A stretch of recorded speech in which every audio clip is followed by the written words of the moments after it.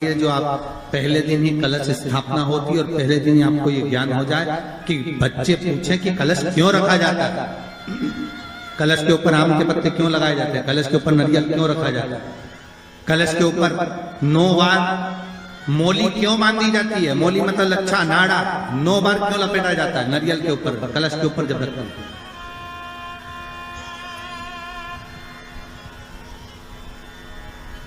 कलश के ऊपर जब जब श्रीफल रखाता है, नारियल रखाता है, तो उस पर 5 बार 7 बार मोली नहीं लपेटी जाएगी, तो 9 ही बार लपेटी जाएगी। 5 या 7 बार लपेटते हैं तो कहते हैं कि लक्ष्मी की छिन्नता होती है, और वो 9 बार लपेटी जाती है तो भरपूर लक्ष्मी का भंडार भरती है। क्यों क्यों कहते हैं उसे? भगवान कुंभ का निर्माण कर रहे हैं, भगवान कलश का निर्माण कर रहे हैं, और भगवान स्वयं ब्रह्मदेव कर रहे हैं कि आप ऐसा निर्माण कर दो जिसमें 33 कोटि देवता स्वतः विराजमान हो जाए। तो भगवान ने उस कलश का निर्माण कर दिया। अब कलश का निर्माण करा तो स्वयं भगवान ब्रह्मदेव बोले, प्रभु इस कलश के अंदर मेरा स्थान कहां है, मेरा स्थान कहां है?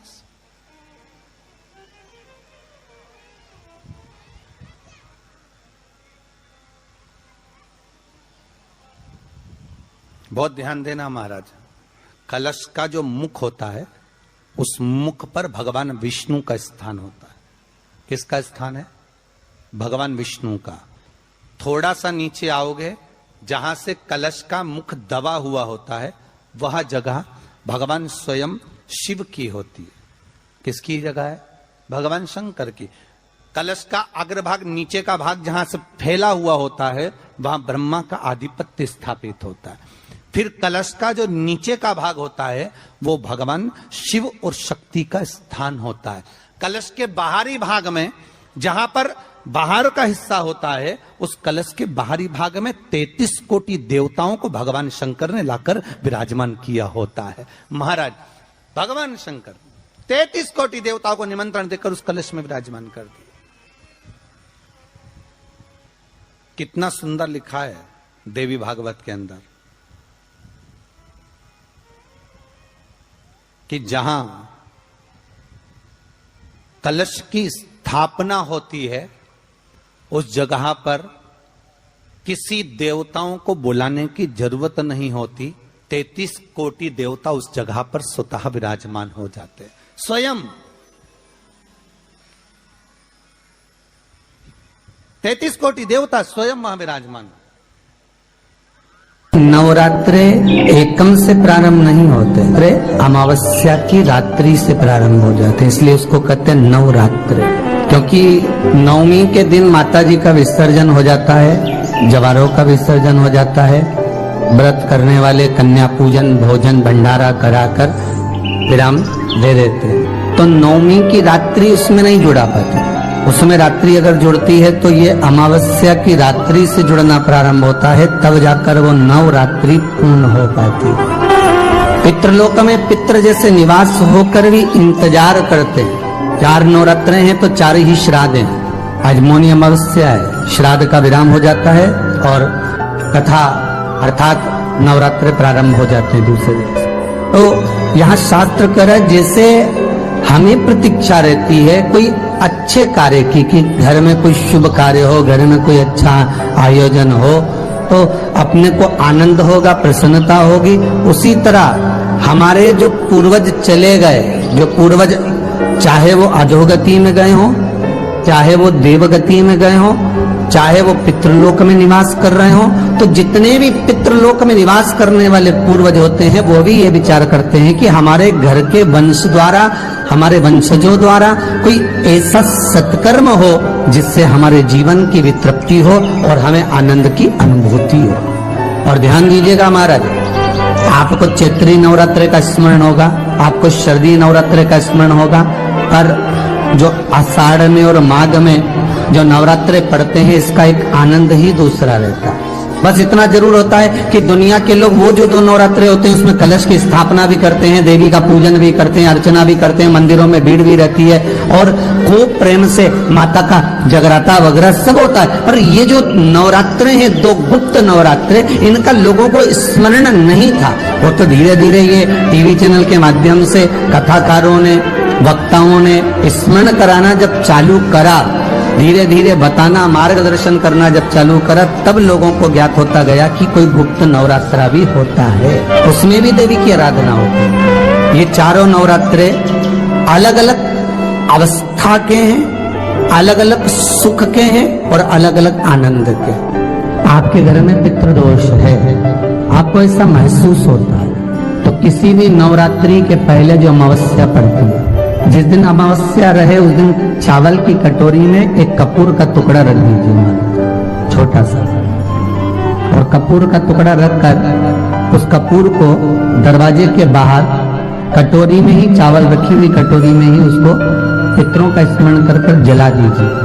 और जलाने के बाद उस चावल को कहीं भी किसी भी वृक्ष की छांव में पक्षियों के लिए डाल दीजिए। शिव महापुराण की कथा कहती है, अगर मान लो पितृ आपको कष्ट दे रहे हैं, पितृ आपको तकलीफ दे रहे हैं, कोई काम नहीं होने दे रहे हैं, या कहीं आपको ऐसा लगता है कि पितरों का दोष है, तो वो पितृ दोष देवी, अब ये जो आप करेंगे ये कब कर रहे हैं? अमावस्या के दिन आप उसको रख रहे हैं, अमावस्या के दिन उसको रखकर रात भर आपने रखा कपूर के साथ में, सुबह एकम पड़ गई, नवरात्रि लग गई, उसी दिन उसको जलाकर आपने पटक दिया।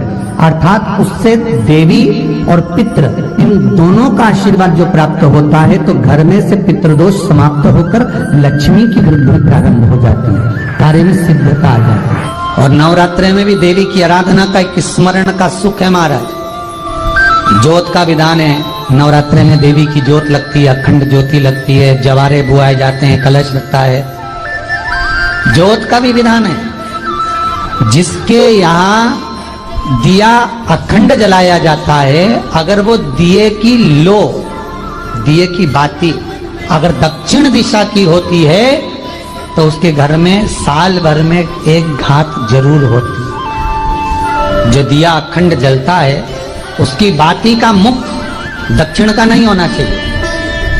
अगर आपने देवी भागवत का स्मरण करा हो, देवी भागवत को अगर सुना हो, तो देवी भागवत में स्पष्ट किया गया कि पूर्व की ओर मुख करा हुआ दिया, अर्थात पूर्व की ओर ज्योत जो जलाई जाती है वो संपदा की वृद्धि करती है। पश्चिम की ओर मुख कर कर जो ज्योत लगाई जाती है महाराज, वो बेभव को देती है। और उत्तर की ओर जो मुख कर कर ज्योत जलाई जाती है, उत्तर की ओर जो ज्योत का मुख रहता है, वो आयु की वृद्धि करती है, घर में अकाल मौत को रोकती है। दक्षिण की ओर ज्योत ना लगाएं, अगर आपको लगाना है पूरब की लगाएं, पश्चिम की लगाएं या उत्तर की लगाएं।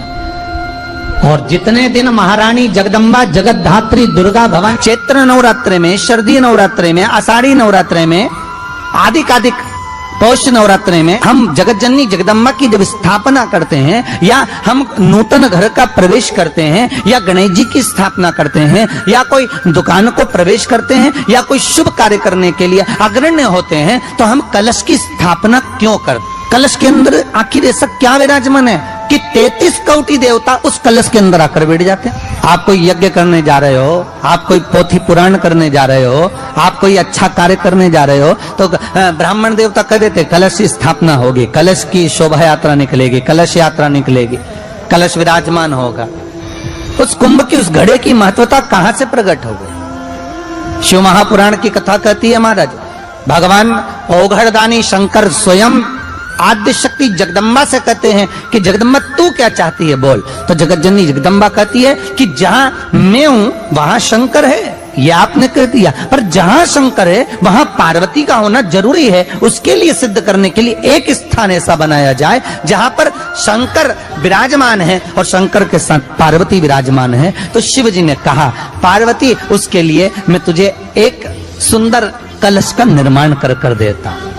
अष्टमी के दिन कन्याओं का भोजन कराओ या नवमी के दिन कन्याओं का भोजन कराओ, पर देवी भागवत तो कहती है देवी भागवत वर्णन करती है कि पहले नवरात्रे से लेकर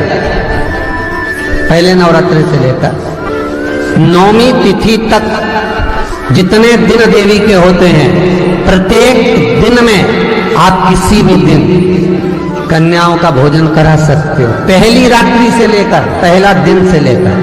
पर 9वें दिन तो सवेरे पूजन करके, यज्ञ करके, अनुष्ठान करके देवी को विसर्जन कर दिया। फिर नवरात्रि पूर्ण कैसे हुई? नवरात्रि की पूर्णता होती है अमावस्या की रात से गिनी जाती है। कौन से दिन से गिनते हैं? अमावस्या की रात्रि, फिर एकम की रात्रि, फिर दूज की रात्रि, ऐसे गिनते गिनते अष्टमी की रात्रि तक और नौमी के दिन सुबह तक या दोपहर तक या शाम तक, जब तक आप यज्ञ ना करें तब तक ये 9 रात्रियां पूर्ण गिनी जाती है महाराज देवी भागवत के हिसाब से पूर्णता।